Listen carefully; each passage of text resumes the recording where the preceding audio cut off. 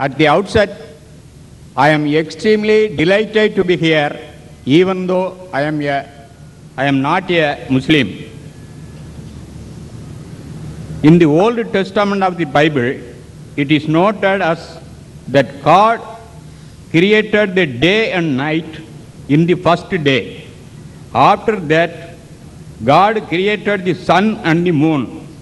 How is it possible for the day and night without the sun? Likewise, in Quran, it is mentioned that the sun rotates the earth.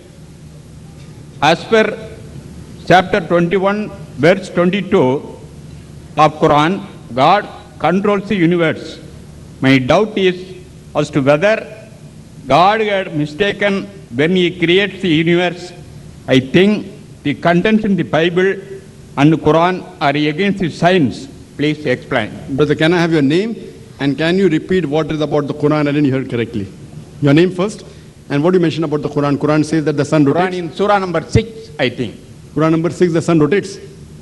You said 21, 22. Chapter 21 verse 22. Chapter number 21, verse 22. The sun rotates. No, in Surah number 6, I think.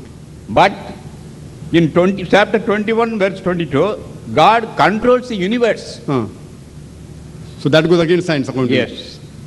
The brother asked a question. He said that he has read the Bible. He quoted a few verses of the Bible and of the Quran, didn't give the reference. He said that the Bible says that Almighty God created the day and the night in the first day. What he's quoting is the first book of the Bible, the book of Genesis, chapter number 1, verse number 3. It says that Almighty God created the light, created the day and the light, and on the first day. And further, if you read in Genesis chapter number 1, verse number 13 to 19, it says, Almighty God created the sun on the fourth day. I'm giving the references also. So doesn't this go against science? I do agree with you, it goes against science. And I had a debate with Dr. William Campbell in USA. Dr. William Campbell, he is a missionary and a medical doctor and got a PhD in writing a book against the Quran. And in that debate on the Quran and the Bible in the light of science, even I posed this question, even he couldn't answer. So I do agree there's a problem in the Bible. Now coming to your question, that the Quran says that Almighty God controls the universe. Regarding the Bible, yes, I do agree with you, Bible is against established science. Regarding a question that Quran says Almighty God controls the universe, you didn't say that sun rotates. That's what I heard. Therefore I'm asking you to repeat. Why aren't you repeating? I heard that. And he gave reference, chapter 21, verse 22, the reference is wrong. The real reference is... I'll tell you. The real reference is Surah Anbiya, chapter 21, verse 33, not 22. Verse 33. Here's the Quran. I'm speaking from memory. I'm not a computer. I'll give the reply, brother. After I reply, whatever query you have, no problem, brother. You ask the question, let me reply. After I finish my reply, you can ask another 20 questions. But you asked the question, I was listening to you carefully. Now you listen to my answer, and after I finish my answer, if you have any query you can ask, I will give you enough time. If chairman doesn't agree, I will request him to give you time, because you are delighted to come here. We are more delighted that you are here.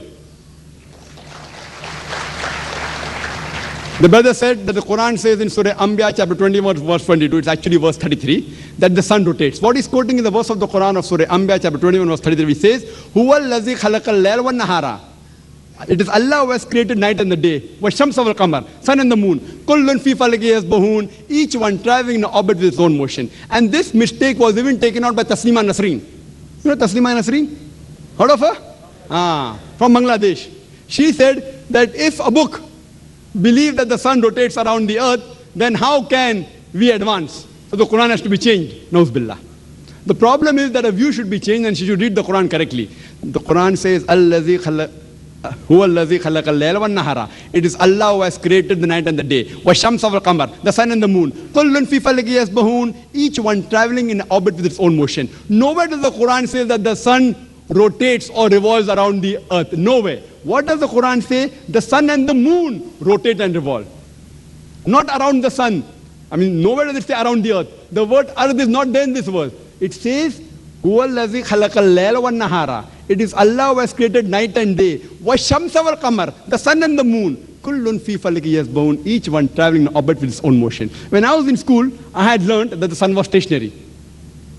It did not rotate about its own axis. It revolved in the universe. The whole solar system is revolving. But when I passed my school in 1982, I had learned the sun was stationary, did not rotate. But this verse of the Quran says the Arabic word yasbahun is derived from the word sabaha, which describes the motion of a moving body.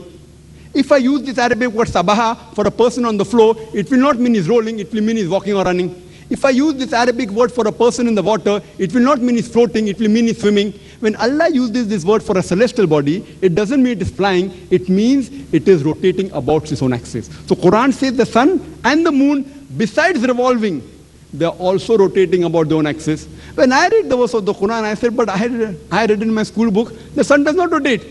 Today science has advanced and we come to know we can have the image of the sun on a tabletop.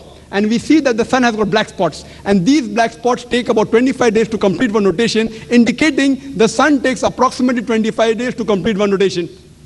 So what I learned in school in 1982, today science says it is wrong.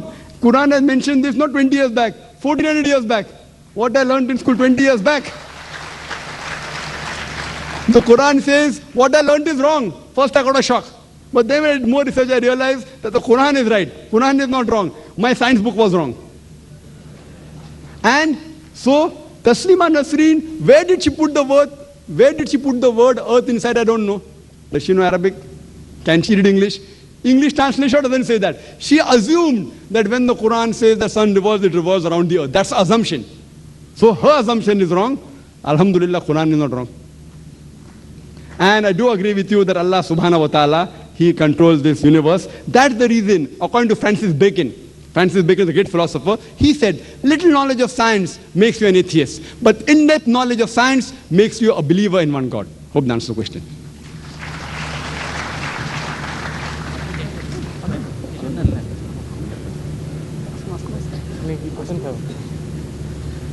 Do you have Brother, another if you have question, any brother? question, you're most welcome. If you have any have a counter question, you're most welcome, brother. We love you.